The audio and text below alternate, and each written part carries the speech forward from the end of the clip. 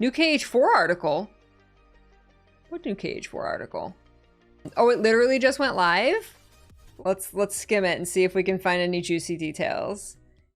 I love this. What has been your favorite cliffhanger to see fans' reaction to? The first thing that comes to mind is the ending for the original Kingdom Hearts. I feel like that was maybe really unexpected on the player's part because people playing that first game didn't think that the story would continue beyond that. And in Kingdom Hearts 3, when Luxu takes off the hood at the very end, I really enjoyed seeing the fans' reactions because it was something I'd really hoped for. Yes. Did you expect characters from games like Birth by Sleep and Kingdom Hearts 3 Days to become so popular? Do you feel like their story... Oh, this is a good question. Do you feel like their stories are complete or we can expect more of these characters to pop up? I didn't think that the characters from these two titles would become this popular. I had thought that players wanted to see more of characters like Sora or Riku. Well, true.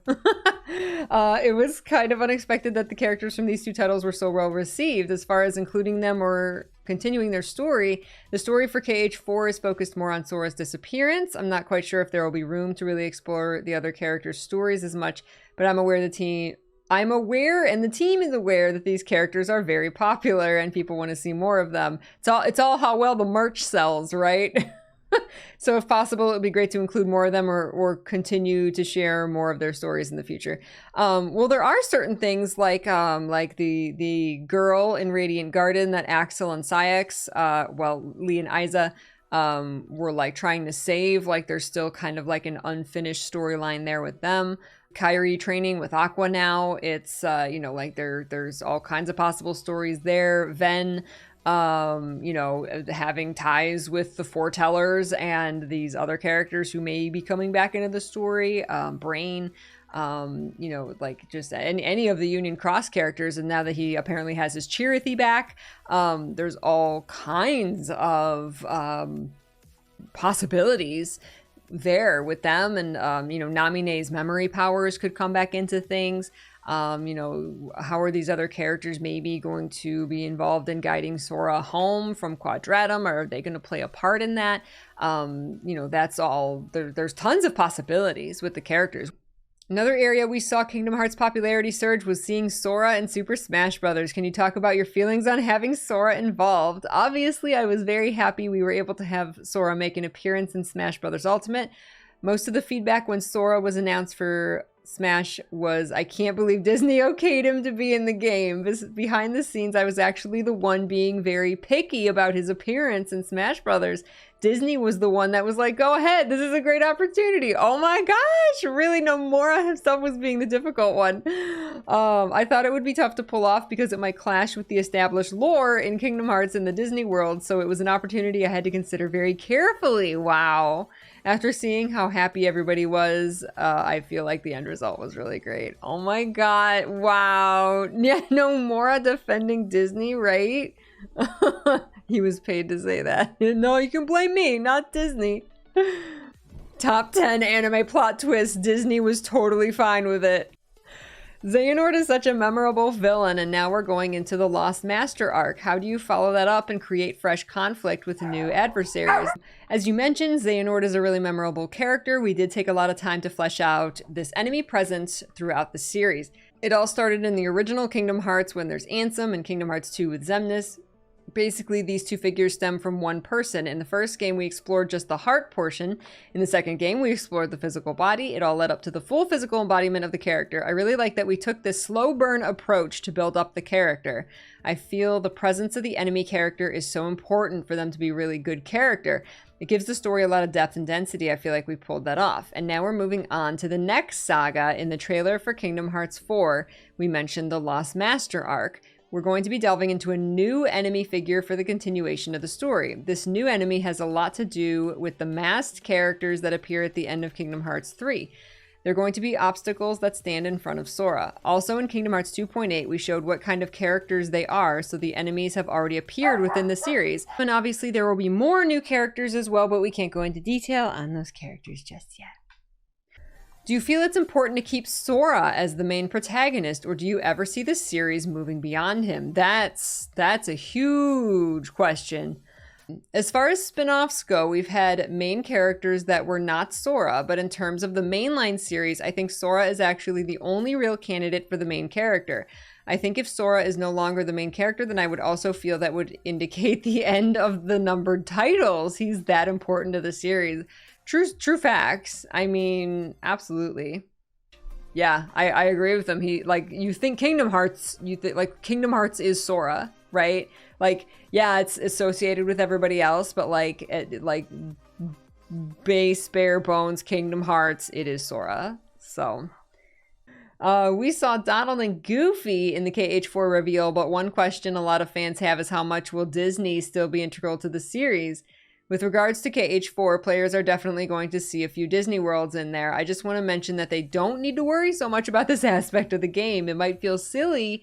It might feel slightly different from previous Kingdom Hearts titles, but once players have had the chance to play the game, I'm sure they'll be relieved to find that it's definitely a Kingdom Hearts title.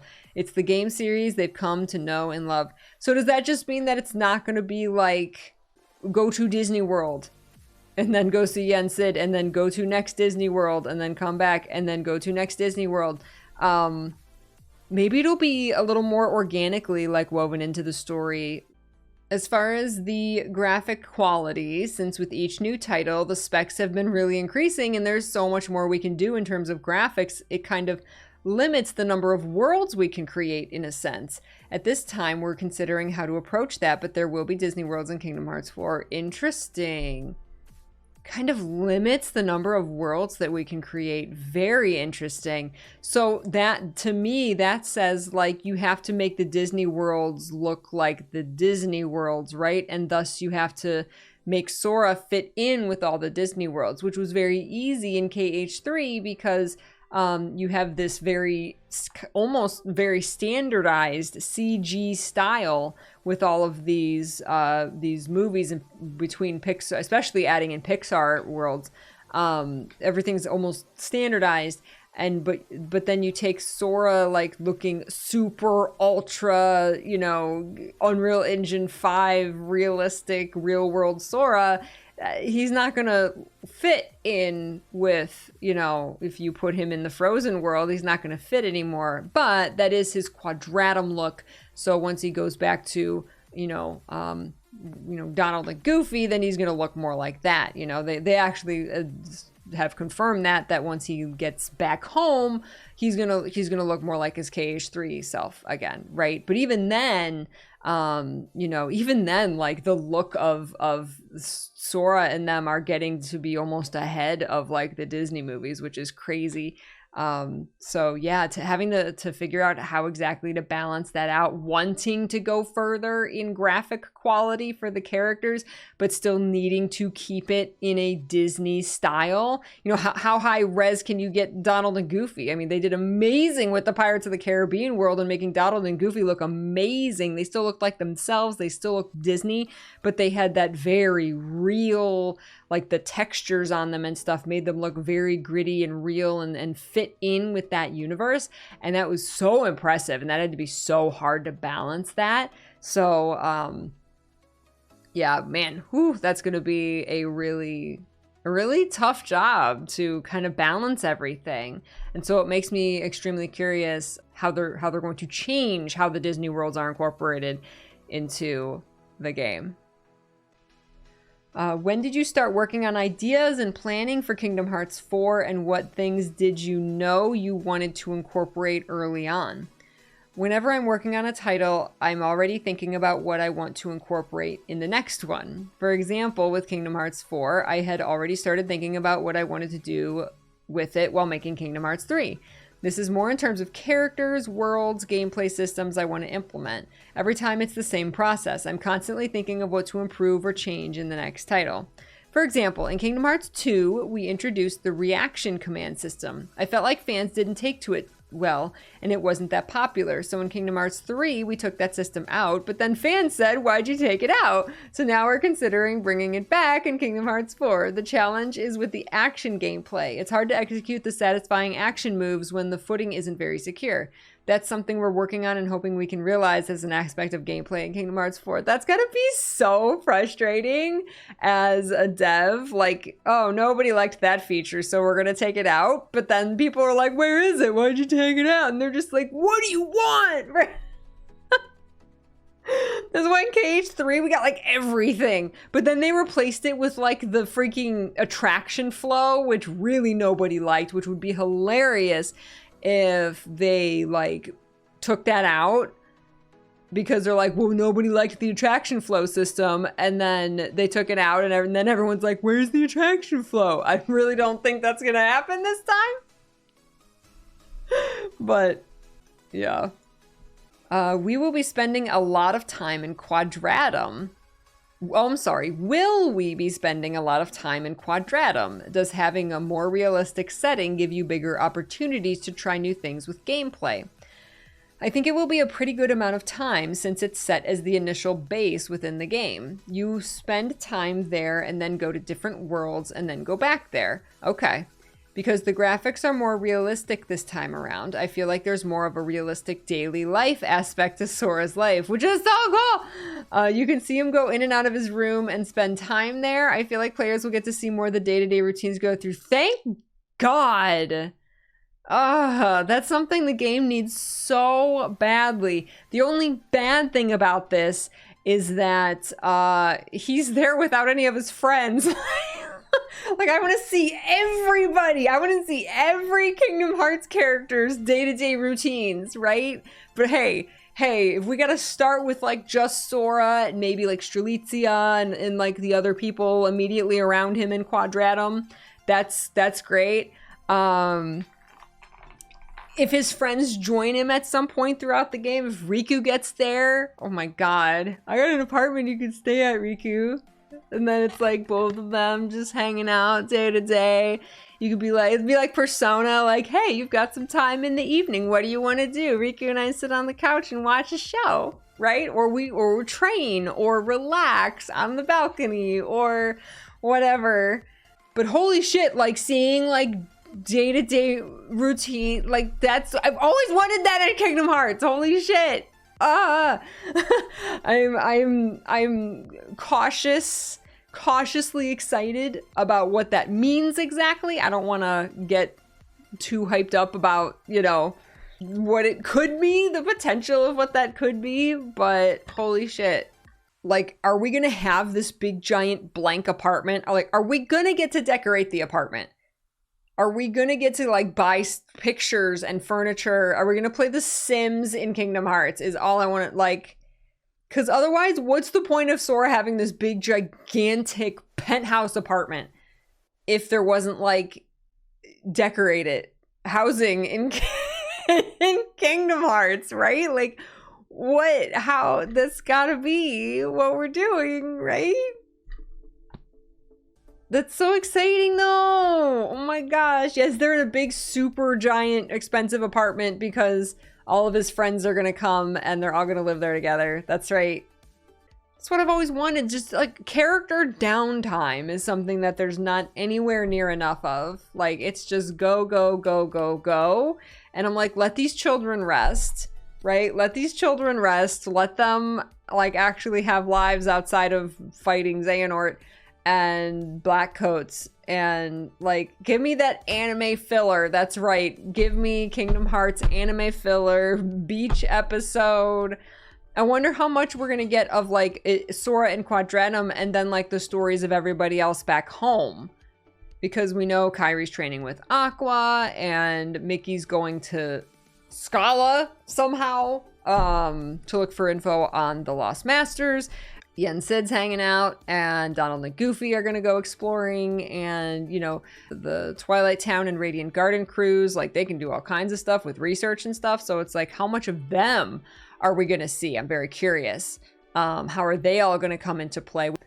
As far as worlds go, in the past, we featured a lot of Disney worlds, and among those, the most realistic one was probably Pirates of the Caribbean.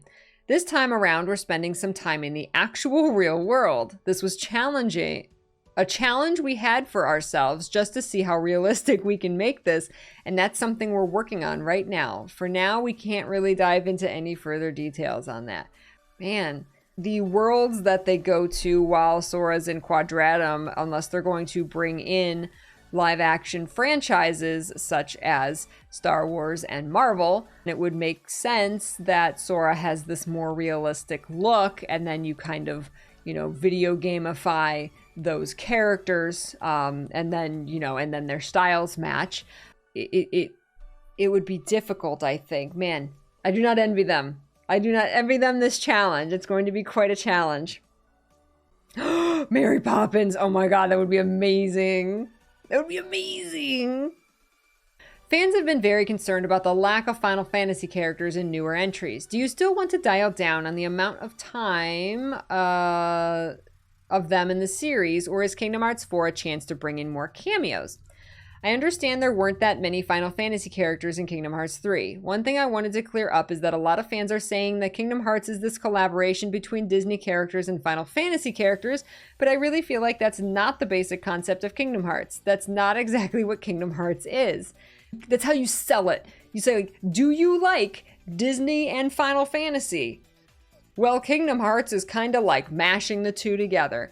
Exactly. It's like a sell. That's a way to sell Kingdom Hearts, or someone who doesn't understand what is Kingdom Hearts. It's Disney, but it's also other stuff. Like, that's the easiest way to like have someone quickly understand what Kingdom Hearts is. But it's not ever like been the Final Fantasy characters. Like, yeah. Like, I'm glad Nomura could clear that up for people who maybe were there are people who are like married to the Final Fantasy characters, and they're just like, they think it's blasphemy if there's no Final Fantasy characters in Kingdom Hearts, when, I love seeing them, but I'm kind of like, that's not what, it's not about them.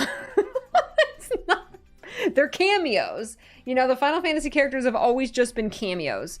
They've never been like, the main characters. It never really enhances or continues any of the Final Fantasy character stories. They're just kind of there to assist Sora, right?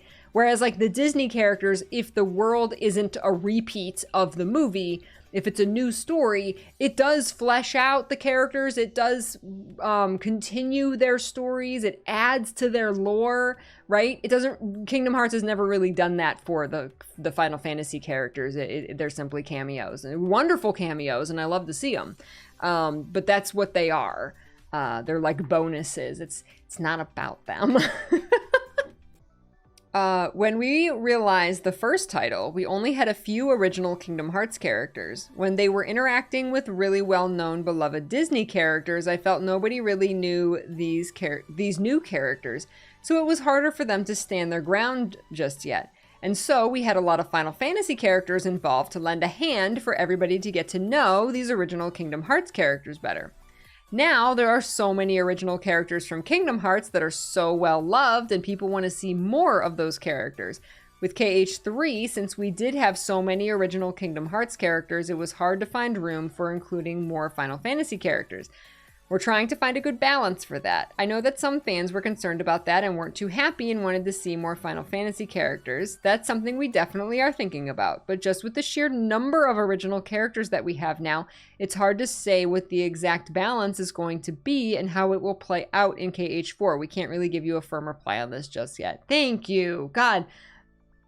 I know, exactly. I'm so glad. I'm so happy for this interview, and I'm so glad that he's getting to address these concerns, because all of this is like exactly what I've been saying like this entire time. Like, dude, there's so many original characters, and they can stand on their own now. Honestly, there's never not going to be Disney characters in Kingdom Hearts, but like the Kingdom Hearts characters could stand alone in their own game, without any Disney characters, without any Final Fantasy characters, with no one but the original Kingdom Hearts characters. I mean, even just one trio. Like, the characters are so loved now, you could just take one trio and they could have their whole entire game with no assistance from Disney or Final Fantasy or other franchises.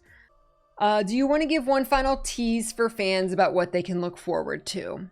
With regards to Kingdom Hearts 4, unfortunately, there's not any new information I'm going to be able to share for a while. But if people could really dive into this interview that we had today, I did reveal a little bit of new information and more details during this conversation. So it'll be great if people could consider that and find some new information that way. I also wanted to mention Kingdom Hearts Missing Link. We're working towards launching the closed beta within the year. I know that not everybody is really into smartphone games, so some fans might not be excited for it, but we're making it so that it's something that anyone can jump right into. Compared to our past mobile releases, it's a lot closer to the series and also connected in many ways to Kingdom Hearts 4. The easiest way to get more new information and hints about Kingdom Hearts 4 would be first to play Missing Link. There will also be some more mysteries not related to Kingdom Hearts 4 specifically, but just throughout the series in it. Also, some figures that appear in Missing Link are tied to Kingdom Hearts 4. That's all I can really say now. Oh man, there you go. Love it. Well, there you go. And apparently buy Kale Save Cargo Shorts. They should have paid me. Yeah, surprised they didn't mention Dark Road. True. He's probably really like mined off Dark Road. Like Dark Road's like almost done. The story's 100% complete, right? Plus they're not going to make any money on Dark Road. It's just going to kind of come out. So to be honest, Dark Road's probably not really on his mind, whereas they're still working on Missing Link. So I can understand not mentioning Dark Road, which is what I'm more excited for the end of Dark Road than Missing Link. Like, holy crap. I'm so excited for the end of Dark Road. Like, what lore bombs are we gonna get? I still want the video of the 20th anniversary event. You know what? You know what it is? Somebody who was supposed to record it, like, for the, like, official release, messed up and forgot to hit record or, like, had the mute audio on, and the, like, footage got messed up, and they're just, like, not mentioning anything about it in hopes that people will just forget that they ever said that there was gonna be a video. And somebody is very fired.